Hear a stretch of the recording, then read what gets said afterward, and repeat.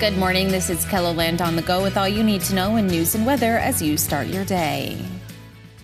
We won't know for some time if the suspect in a deadly car crash in Sioux Falls is competent to stand trial. The crash happened almost 3 years ago, but the case hasn't been able to move forward because of Tayton Stebbins' injuries that he suffered in the crash.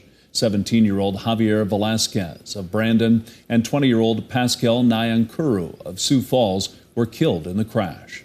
Testimony took so long Tuesday, the judge had to order a recess. There's no word yet on when the testimony will resume. A sentencing hearing has been scheduled for a Sioux Falls man who admits to brutally killing his baby son. Dylan Castamore recently pleaded guilty to manslaughter and signed documents admitting that what happened when he was alone with his son in an apartment in November of 2021. Castamore says baby Daxton wouldn't stop crying, so he, quote, lost it and squeezed Daxton until he stopped making noise and then threw him at the ceiling. Castamore faces up to life in prison for the crime.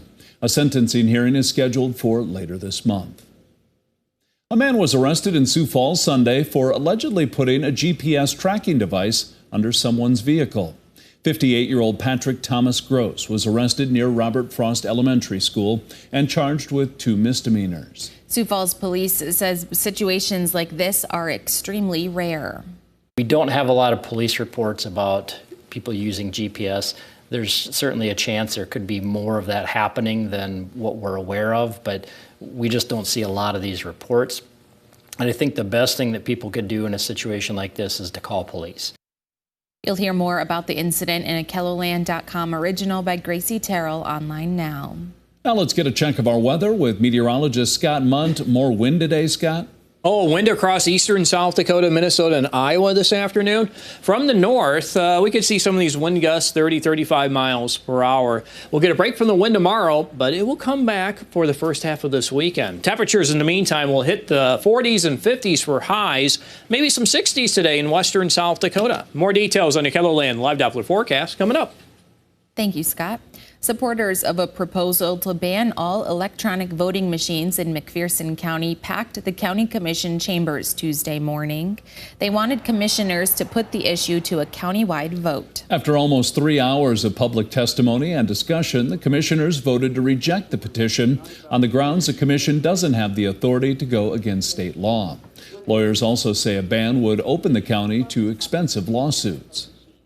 If you're familiar with the ACLU in any way, shape, or form, that's going to be a federal lawsuit that gets extremely expensive extremely quickly.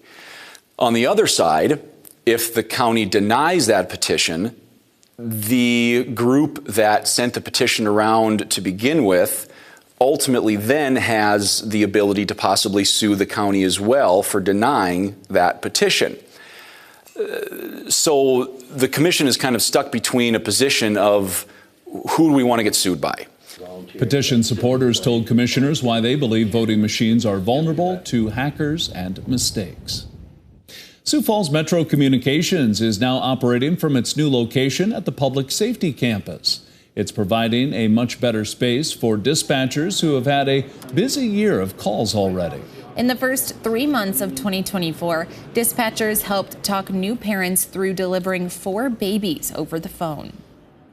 The babies are absolutely the happiest ones that we can get. We do have a tree of life in our center where we do celebrate those life-saving opportunities or those bringing the life into the world opportunities. A lot of the stuff we take, a lot of the calls that we take are not real positive calls, so when we get those positive situations, we make sure that we recognize those operators for that.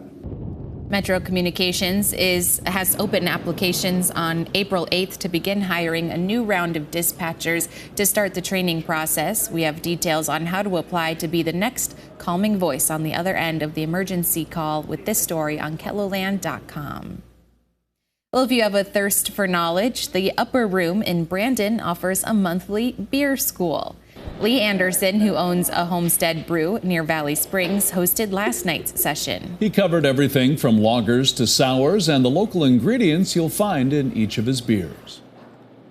I mean, all the classes are different. Everybody's talking about different things. Maybe what got them into it or specific ingredients or what they're excited about pulling out of a barrel next. If you'd like to attend a future class, we provided a link with this story on our website.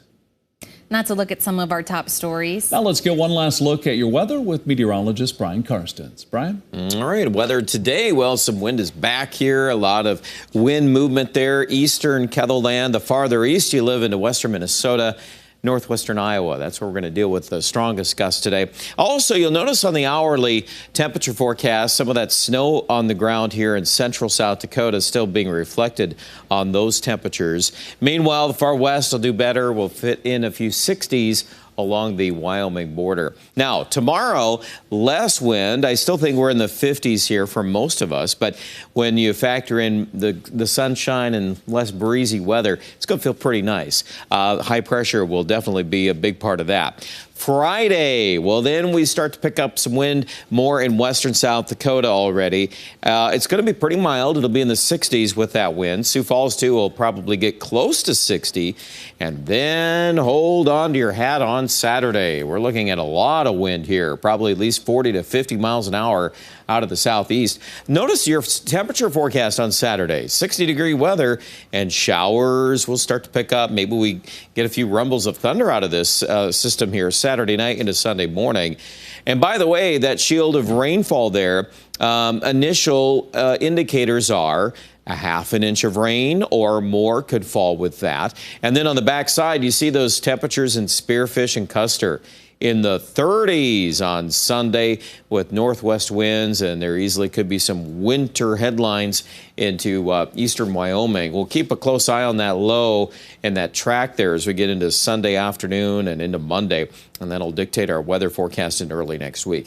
Not really predicting a lot of cold air behind that, but certainly a big wind machine. And speaking of wind, we've got that in the short-term forecast today. Western Minnesota, gusts are clearly near 40. Tomorrow, there's that break in the wind in the middle of Ketherland, but it doesn't last long. Friday afternoon, already a gusty wind in western South Dakota out of the southeast. And this is the map I really want to show you. Saturday, look at all that, 40 to 50, pretty common. We could have some gusts even near 55 miles an hour out of the southeast on Saturday late afternoon. So I would imagine that will grab your attention here. How about the rain and precipitation forecast Saturday night into Monday? Well, it's a decent system here. The raw data from the European model is a little bit farther north. The general weighted average, though, still paints a good portion of South Dakota, getting some decent moisture, over half an inch. And so as we take a look at this important month of April, you know, as the good old saying goes, the April showers bring May flowers. And, you know, April is definitely a big month for this moisture. So we'll keep an eye on it. 52, our high today in Mitchell, 57 in Rapid City. There comes the rain Saturday night into Sunday, Sioux Falls. Behind that, you're going to start to notice the greening of the grass even more as we start to push 60-degree weather in the forecast. I think next week is actually going to trend warmer. And Aberdeen, too, we're going to see a rise on the numbers going toward the weekend. Good bit of rain Saturday night into Sunday. Could linger into Monday. And we'll keep an eye on that also for Pierre and Rapid City on the backside of that low. And don't forget, in the Black Hills, it easily could be some snow. More details on that storm system online at ketherland.com.